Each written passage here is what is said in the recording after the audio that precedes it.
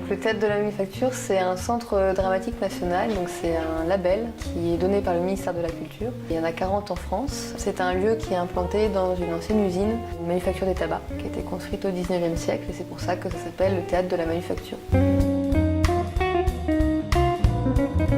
Alors nous, dans nos missions, on est vraiment formés pour accueillir du théâtre contemporain. Donc souvent c'est un mot qui fait peur, comme la danse contemporaine ou l'art contemporain.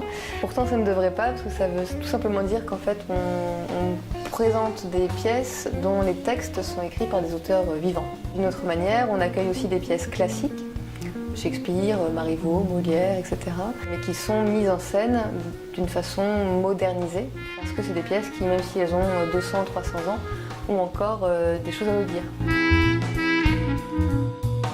On a 3 salles, on peut accueillir respectivement 380, 140 et 70 personnes dans chacune de ces 3 salles. Donc nous avons la grande salle, qui est la salle principale du théâtre. Son nom indique que c'est la plus grande. La fabrique, la petite salle cette fois-ci, qui tient son nom du fait qu'avant que l'activité du théâtre soit celle qui est aujourd'hui, c'était le lieu où on fabriquait les décors. Maintenant on les fabrique dans un atelier qui est situé à Maxéville.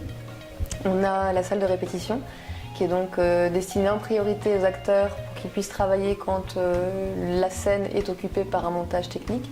Et l'espace dans lequel on se trouve là, par exemple une loge, et le foyer des comédiens, qui est un foyer de détente, qui est d'abord l'endroit des comédiens justement pour être tranquille avant de rentrer sur scène, mais qui est aussi notre lieu de réunion. On est 22 salariés à travailler ici et parfois un lieu d'accueil du public.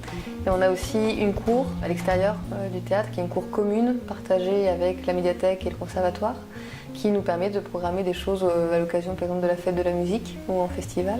Et un bar aussi bien sûr, très important, espace restauration et librairie, parce que c'est aussi avant tout un lieu d'échange et de partage.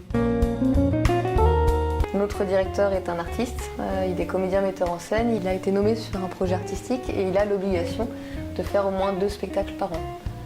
Ici, on fait en moyenne 4 créations par an. Voilà. Et on accueille aussi certaines compagnies, mais sur des temps de résidence très courts. À l'inverse du ballet, par exemple, qui a vraiment des danseurs à résidence, des danseurs permanents presque, associés. Nous, les temps de résidence vont durer maximum 3 semaines. Alors on a un festival qui est Festival Ring qui aura lieu cette année du 12 au 20 avril.